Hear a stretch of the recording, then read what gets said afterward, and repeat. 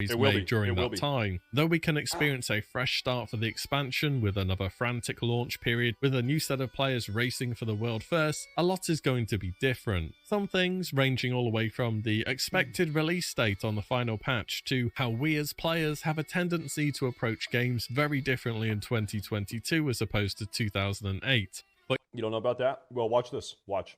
I can actually make you a very convincing argument. Let me refer to my good friend before we actually play this video. This is a website called ironforge.pro.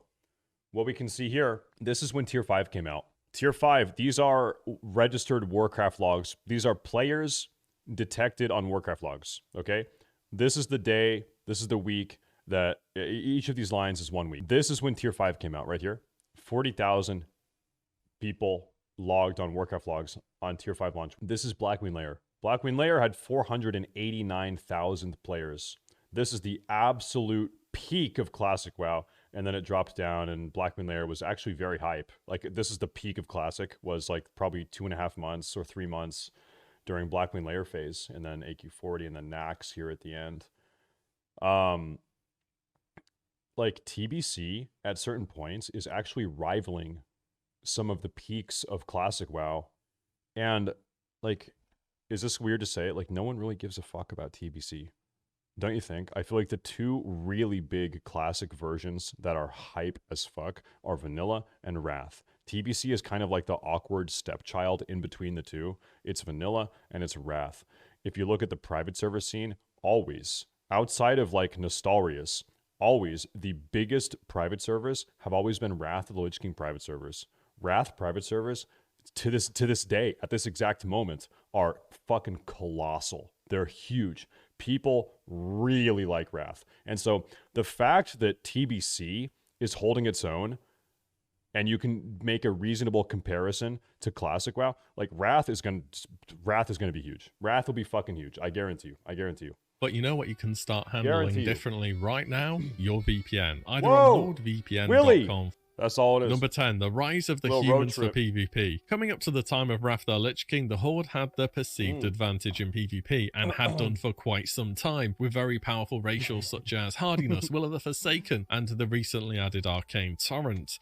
Even in TBC today, the EU2's bracket is made up of nearly 1/3 undead players. It's not a coincidence. So, hey, WillE, you can't say that. All of the top arena players will confirm that it's not about racials. They just like the casting animations of undead. It's not about that they're better. They just like how they look. Blizzard decided to give the Alliance a little something to even the balance. What they came up with was every man for himself, a 2-minute cooldown built in PvP Trinket as a racial. Now, for the first time ever, people playing the human race. This is such a good fucking racial. Compare the income of Oregon and Denmark. Yeah, why don't we compare meth use? We would fucking own. You want to compare meth use? We smoke in Oregon. We smoke way more meth than you do in Denmark. You'd get fucking owned, bro. Had the ability to equip 2 trinkets to aid their throughput. This was, to put it mildly, giga OP. In PvP, every single advantage matters, and a second trinket, be it a Battle Master's or an on use for more damage, was a huge difference maker. That I'm going to say something very controversial here. That's enough about Denmark, okay? Let's talk about the best battleground ever made, Strand of the Ancients. I actually love Strand of the Ancients, but only the version that is in Wrath of the Lich King. In every other expansion, they change how the version is, like they change the way the stuff works. The Wrath of the Lich King version of Strand of the Ancients is actually... Oh man, dude, I miss it. It's so good. It's so good, actually. I love it. Could get. To top it off, in patch 3.3, Will of the Forsaken was changed to where it now shared a 45-second cooldown with similar effects, which was another indirect buff to humans. Dude, Daryl, I didn't even see that you subbed. Hey, bro. Hey, he's tanking with me today. Nice. Thank you, man. Thank you. As the de facto BIS PvP race for the expansion. Despite every man for himself being added right at the start of Wrath the Lich King, though, it wasn't adapted into the PvP meta for some time, with clips from... Here's the thing. Am I going to have to race change to human in Wrath? If it's offered, if paid race changes are offered in Wrath, am I going to swap from gnome to human? Because that racial is It's pretty fucking, it's really good. It's really good. From Arena Tournament or MLG from 2009, you Really can see good. everybody's still rocking Horde. It took a while for the new racial to be adapted because WillE the Forsaken hadn't been nerfed yet, and many of the big impactful trinkets wouldn't start appearing in the game until much later on, specifically in Trial of the Grand Crusader and beyond. By the 2010 finals, however, the whole arena floor was awash with Alliance. With 3.3.5 changes from launch, I'd expect a strong move towards humans for the avid PvPer. You can bet the staging ground of Dalaran Sewer is going to look like your local golf club. There's going to be that many bald male humans there. But Horde are not down and out in Wrath of the Lich King. Far from it, in fact. Because whilst Horde racials took a hit in PvP, they actually got buffed in PvE. Every single World First during retail Wrath was claimed by a Horde guild, those mainly being Insidia and Paragon, though there were plenty of competitive alliance guilds at the same time, and there wasn't nearly as much of a split as there is in retail between top-end players nearly entirely choosing one faction. Most notably, Troll's racial berserking started being completely bonkers in Wrath of the Lich King. It's a 3-minute 20% haste with no downside, and you can just throw it into your cooldowns like your own mini Bloodlust. Orc's Blood Fury gets its debuff entirely removed, and it's now just a bunch of free stats for your class. It also gives attack power, spell power, or both depending on which class you're playing. Now, whilst having these racials aren't going to turn you into a 100 passing god gamer, when you add up a raid comp of 25 people, these little bonuses start to become rather large and make a difference. Some alliance racials do get buffs as well, but nothing quite as impactful as this when it comes to PvE. I think we're going to see a lot of performance oriented players leaning towards making Horde characters for the move to Wrath. There is one absolutely terrible dog shit boss in Old War. It's actually the, like, I actually, everything else in Old War is really good. It's really great. There is one terrible boss, and it is the first boss. What's his name? XT fucking Flame, whatever is the, you know, the first boss where you're on the vehicles? I actually forget his name right now. The first boss is fucking, it's actually so bad. Number 8, updated Druid form. Flame Leviathan. Yeah, that's what it is. It's terrible. That's one fucking nice kitty right there. After 4 years of the cat and bear form from Classic and TBC, someone at Blizzard decided, you know what, let's give them a bit of an update. Not for Boomkin though. Want to know when Boomkin gets a new model? Well, you only have to play until Classic Legion. No, really, I can't believe it was that long either. Also, tree form remains the same, which you should probably be happy about, because the alternative version they came up with Cataclysm was this monstrosity. This is not good. Cataclysm was this monstrosity. This is not good. But bears and cats get a makeover and are modernized. A little gift, I suppose, for not being able to see your armor normally. Nice, I kinda like them. Number 7, the Ring of Valor. One day, somebody at Blizzard thought, hey, what if we had an arena with no line of sight and a massive amount of RNG? Dude, I swear this was Cataclysm. Am I tripping? I could almost swear that this was Cataclysm. It was in Wrath? Ah, no way. And through that creative process, they came up with the Ring of Valor. It was temporarily removed at the start of Cataclysm, and then permanently removed in Mists of Pandaria after Blizzard could never get it in A, a bug-free state, or B, a balanced state. Nevertheless, it's going to be back with Wrath. I remember there was a bug where in the intro elevator, like when you're coming up, hunters would like send their pet, like their pet would go and attack the other team, and it would like make the opposite team disconnect, and then like the elevators would come up and you could just kill the other team because they were DC'd because your pet would, it was like some weird shit. Temporarily removed at the start of Cataclysm, and then permanently removed in Mists of Pandaria after Blizzard could never get it in A, a bug-free state, or B, a balanced state. Nevertheless, it's going to be back with Wrath, I expect, along with Dalaran Sewers, of course. Yeah, it's probably, not exactly maybe the arena with the cleanest history, let me put it like that. The Ring of Valor was particularly notorious during Wrath of the Lich King, as it heavily favoured certain types of comps by default. You may not be the biggest fan of pillars, but they're there for a reason. Caster-heavy teams would be a menace to lock down, and there were already comps which are very difficult to peel, such as TSG, which was Holy Paladin, Arms Warrior, and Holy DK, and this just made it even harder. There were also Flame Wars, which would light up during the course of a match, and of course, they broke CC, sort of like the tornadoes in Nagarand Arena, but a little bit more predictable. I can almost see the comments a few years from now, complaining about getting CC'd as the gate opens, walking into a pillar as it's raising and being disconnected, or you go behind a pillar to be safe and it decides to instantly go down and you die. There's a reason Blizzard threw this arena in the bin eventually. And you're gonna find out why real soon. Bonus did you remember thing, you know that NPC in Storm? Do you think they should even include that arena? Should they just like Dalaran Sewers is fine, leave it. But should they even have that in Classic Wrath? Or just no, like just you think so? You want it, bro? Get rid of that shit. I don't know, Orgrimmar, where you can turn XP on or off so you don't accidentally level up Twinks or Bankolts or anything like that. Those were added in Wrath in patch 3.2. It cost 10 gold to turn off XP and 10 gold to turn it on again. They were appropriately dressed in Twink attire and were also level 19. This is when Blizzard had soul.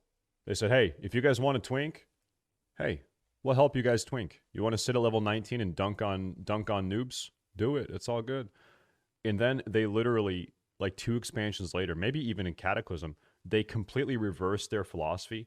They just completely gut Twinks. They pretty much get rid of them completely by adding XP to BGs and removing this guy so you can't even do it. Oh no, no. What they did, I think they're in their own bracket. If you're a Twink, you're in your own Twink specific bracket.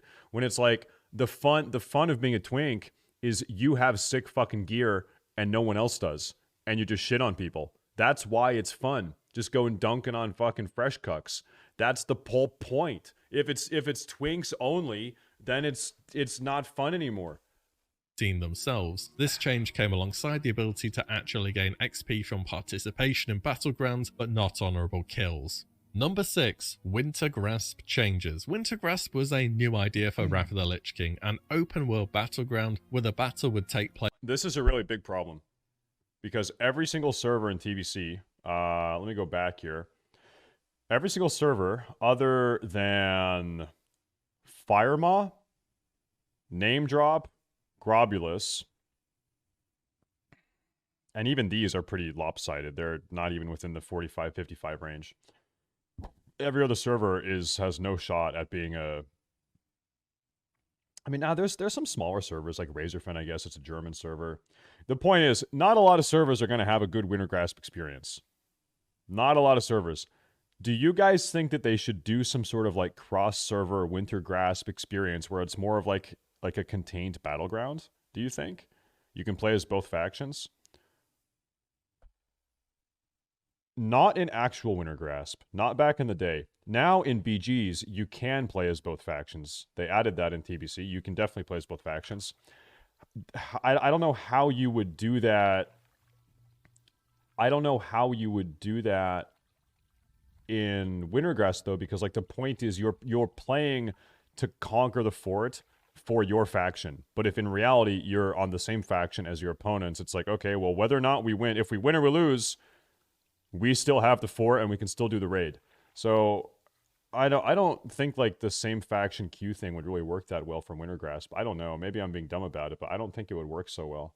Place every 2.5 hours. One faction defends, the other attacks. Simple, but Wintergrasp underwent many changes throughout Wrath of the Lich King, so chances are it won't be quite how you remember it. Initially, it was very much a free-for-all on each faction, get in the zone and just start PvPing, and the side that could bring the most numbers pretty much always won. In patch 3.2, a queue was put in from Battle Masters, as well as a 120 player per side cap, which will no doubt be a benefit for Classic, where we already have loads of servers with 120 players per side. There is no way people are going to be happy about that. I mean, it's probably for the best, because if you have 3,000 players in Wintergrasp, it's not playable, right? There's no way you can play that. It's going to be too laggy. But yeah, I mean, in today's era of like, Firemaw has 35,000 active raiders. If you think Wintergrasp is going to have 120 players per side, you're going to have a lot of pissed off people. I wonder what the solution is. What do you do? This is such a hard problem to solve, actually, the Wintergrasp problem, because you have insane faction imbalance. You have 120 player cap per like this is a hard problem to solve, actually. Essentially one faction on them, and players really could bring hard. their own consumables into the battleground to speed up the assault. There is a vid from 2009 where HORDE players paratroop in and blow up the main gates. Dude, I remember this. This was so badass. Straight open using engineer-made items, Saronite bombs, and global thermosapper Yeah, charges. I remember They won the this. battle in little over 1 minute from where it began. Looking over the patch Damn, notes, I don't believe this dude, was something which owned. was ever patched out, so I think we can full-on expect some degenerate tactics if nothing is changed here. Number 5, trinket stacking. You know that BIS trinket you dream of, the one you can't wait to be at the top of the priority list for? What if you could get 2 of them? When patch 3.2 dropped, you could. It was the only raid to see this interaction because Blizzard didn't like it and made it no longer possible in ICC and beyond. But in Trial of the Crusader and Trial of the Grand Crusader, trinket stacking was a BIS combination for many classes for a very long time. This was the first tier to have the newly introduced heroic mode. As such, there was normal mode loot and heroic mode loot, which had upgraded stats. Whilst the trinkets themselves were unique, the normal and heroic mode versions were not. This led to many BIS lists. They need to stop this. It's a unique, actually it's a problem in TOC and ICC where you can do TOC 10-man, 10-man heroic, 25-man, 25-man heroic. You can do all 4 lockouts in the same week and get gear from all 4 of them. So if you're in a guild that gives a fuck, if you're in a high performance guild or a min-max guild, your guild will likely be doing 3, maybe 4 lockouts of the same raid every week. You're gonna have to do it if you're in a top guild. So, oh God. I actually sincerely think they need to limit that. Like, they need to limit that in some capacity. It's just, like, you guys agree, right? It's just cringe. That's just too much. It's just giga cringe.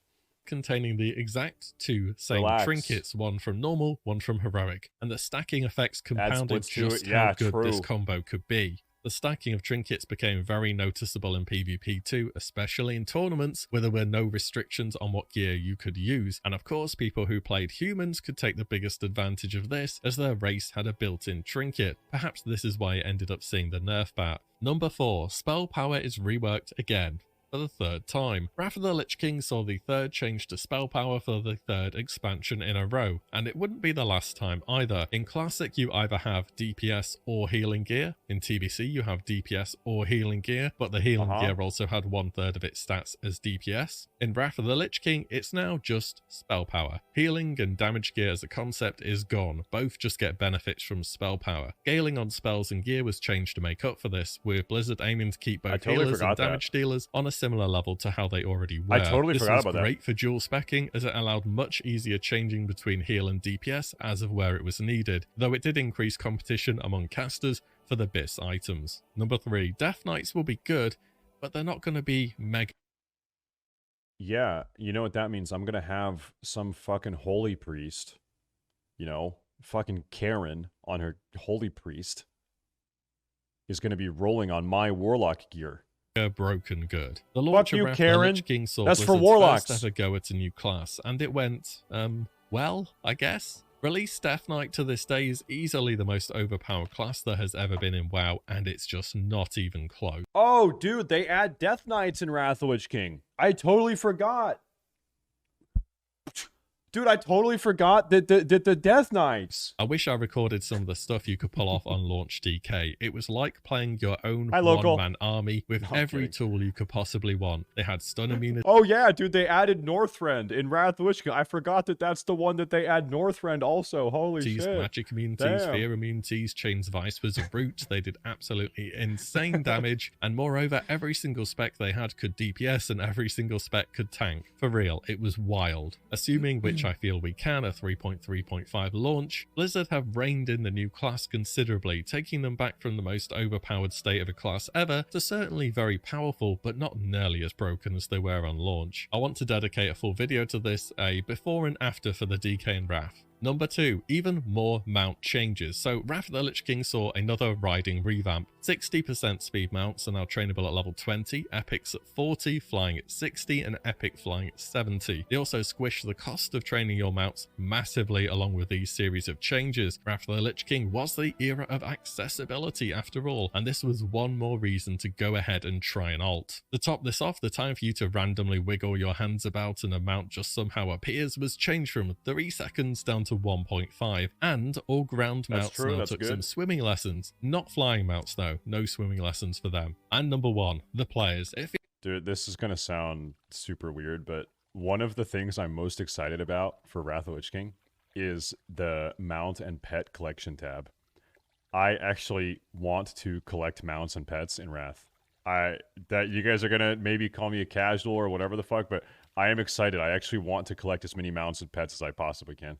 Feels like a bit of a cop-out answer, but I had to do it. You know what's going to be the biggest change? The main reason things won't be the way they were anymore? The players. There are going to be a lot of people chasing the feelings or experiences that they didn't quite fulfill or they missed out on the first time around in Wrath. Imagine the amount of people hopping layers for the time-lost proto-drakes or the spirit beast tames. You're going to be hearing that Algalon speech so often in Dalaran as he's defeated time and again. Content which was considered incredibly hard cleared on day one, and people sweating out the meta arena comps at 1500. If there's one thing that I can guarantee will be different, it's who you are and who you're playing alongside. I remember there was a bug.